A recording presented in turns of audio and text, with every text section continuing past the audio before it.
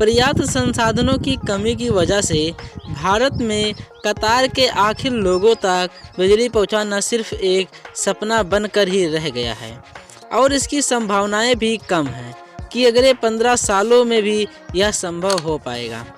योजना आयोग के आंकड़ों के अनुसार लगभग 40 करोड़ लोग यानी आबादी के 1/3 लोग भारत में आज भी ऐसे हैं जिनके पास बिजली नहीं पहुंच पाई है। इनमें ज़्यादातर वो लोग हैं जो सुदूर ग्रामीण अंचलों में रहते हैं। जिन 80 करोड़ लोगों तक बिजली पहुंच भी पा रही है उन्हें यह पर्याप्त तौर पर नहीं मिल पाती है, खास तौर पर उन लोगों को जो शहरों में नहीं रहते हैं। भारत के पूर्व प्रधानमंत्री डॉक्टर मनमोहन सिंह ने वर्ष 2004 में कहा था कि 2009 तक सरकार हर नागरिक तक बिजली पहुंचा पाएगी। वर्ष 2009 में उन्होंने कहा कि 2011 तक ये संभव हो पाएगा। 2011 में उन्होंने कहा कि 2012 तक भारत का पूरी तरह से विद्युतीकरण हो जाएगा। वर्ष 2012 में उन्होंने कहा कि शायद 2017 तक ऐसा संभव हो पाए, मगर अब जब 2022 के कई महीने भी बीत चुके हैं तो ऐसा लगता है कि अगले 15 सालों में भी इसके आसार दूर दूर तक नहीं हैं। पिछले 25 सालों की अगर बात करें तो पूर्ण विद्युतीकरण की दिशा में हुए प्रयास लक्ष्य के 50% तक टारगेट से भी नहीं पहुंच पाए हैं। दोस्तों, अगर हम पिछले 25 सालों पर नज़र डाली जाए तो पूर्ण विद्युतीकरण की दिशा में हुए प्रयास लक्ष्य के 50% टारगेट तक भी नहीं पहुंच पाए हैं। भारत में ऊर्जा की कुल स्थापित क्षमता 20,34,602 मेगावाट की है, जबकि ज़रूरत के हिसाब से वर्ष 2030 तक 8 लाख मेगावाट तक की स्थापित क्षमता की ज़रूरत होगी। मौजूद क्षमता में कोयले पर आधारित 1,60,484 मेगावाट है, जबकि पन बिजली पर 39,875 मेगावाट, सौर ऊर्जा की 29,463 और परमाणु पर सिर्फ 4,780 मेगावाट है। ऊर्जा मंत्रालय के आंकड़े बताते हैं कि भारत में ऊर्जा की कुल स्थापित क्षमता का 54% कोयले पर आधारित है, जबकि 24% पन बिजली पर, 12% सौर ऊर्जा पर, 8% गैस पर और मात्र 2% परमाणु ऊर्जा पर है।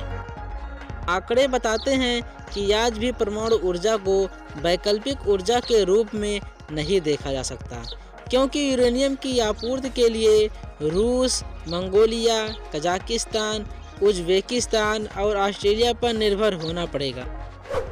केंद्रीय विद्युत प्राधिकरण के सदस्य रहे आलोक गुप्ता का कहना है कि आने वाले कई सालों तक विद्युत उत्पादन के लिए कोयले और गैस पर ही निर्भर रहना पड़ेगा।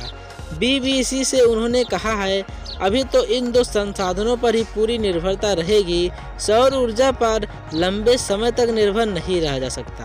ये पूरी तरह से मौसम के भरोसे ही चलती है। मगर गुप्ता का कहना है कि कोयला और गैस के संसाधन भी पर्याप्त मात्रा में उपलब्ध नहीं है, इसलिए ऊर्जा का संकट बना ही रहेगा। कोयले की अगर बात की जाए तो भारत के पास कोयले के भंडार हैं तो ज़रूर, मगर यह सब उन इलाकों में ज़्यादा हैं जहां जंगल है। इसलिए ये फैसला करना कठिन होगा कि हमें कोयला चाहिए या पर्यावरण। दूसरी तरफ कोयले के जो भंडार भारत में मौजूद हैं वो उतनी अच्छी गुणवत्ता वाले नहीं हैं और निर्भरता आखिरकार दूसरे देशों पर बनी हुई है। चूँकि आयात किए हुए कोयले का मूल्य अधिक पड़ता है, इसलिए आने वाले दिनों में भी बिजली की कीमतों में बढ़ोतरी होती रहेगी। ऊर्जा क्षेत्र पर नज़र रखने वाले केशव चतुर्वेदी का कहना है कि सौर ऊर्जा से औद्योगिक ज़रूरतें पूरी नहीं हो सकती है, इसलिए उस पर पूरी तरह निर्भर भी नहीं रखा जा सकता। वो कहते हैं, हमारे पास यूरेनियम के उतने भंडार नहीं हैं और ना ही उतना कोयला ही है। पन बिजली के लिए बड़े बड़े बांध बनाने पड़ेंगे जो किफ़ायती भी नहीं हैं और उनके बनने में पर्यावरण पर भी प्रतिकूल असर पड़ेगा। बिजली के उत्पादन के लिए जो मुख्य स्रोत बचता है वह है कोयला, और कोयले का निर्यात करने के अलावा भारत के पास कोई दूसरा चारा भी नहीं है। जानकारों का कहना है कि इस परिस्थिति से निपटने का उपाय है कि सौर ऊर्जा का ज़्यादा से ज़्यादा इस्तेमाल ग्रामीण इलाकों में विद्युतीकरण के लिए किया जाना चाहिए, जिससे काफ़ी राहत मिल सकती है और कोयले में उत्पादित बिजली औद्योगिक इकाइयों के लिए मुहैया कराई जा सके, और सौर ऊर्जा का इस्तेमाल उन इलाकों तक बिजली पहुंचाने में किया जा सकता है। आलोक गुप्ता का कहना है कि राजीव गांधी ग्रामीण विद्युतीकरण योजना के तहत ग्रामीण इलाकों में बिजली के तार तो पहुंच चुके हैं, लेकिन एक बड़े इलाके में आपूर्ति शुरू नहीं हो पाई है। उनका कहना है कि ग्रामीण इलाकों में बिजली पहुंचाने के लिए उत्पादन क्षमता को बढ़ाना होगा, तब कहीं जाकर इन इलाकों में बिजली पहुंच पाएगी।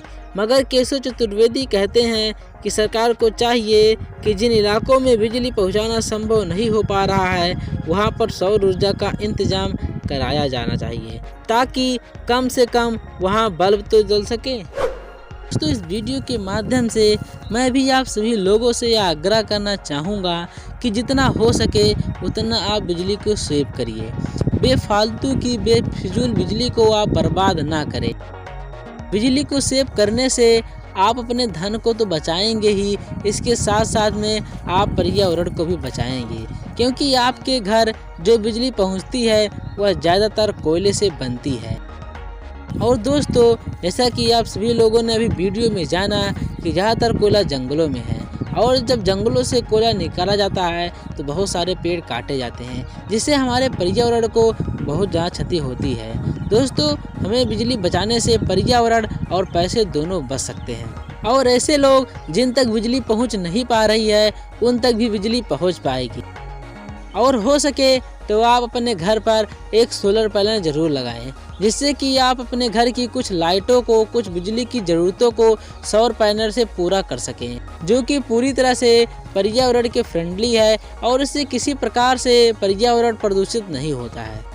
तो दोस्तों, इस वीडियो में बस इतना ही। अगर आप सभी लोगों को यह वीडियो पसंद आया हो तो प्लीज़ इस वीडियो को एक लाइक ज़रूर कर दीजिए, और हो सके तो इस वीडियो को तमाम लोगों के पास शेयर कर दीजिए, जिससे वो लोग भी बिजली की अधिक से अधिक बचत कर सके और पर्यावरण को सेव कर सके, और जो लोग बिजली से वंचित है उन तक भी बिजली पहुंच सके।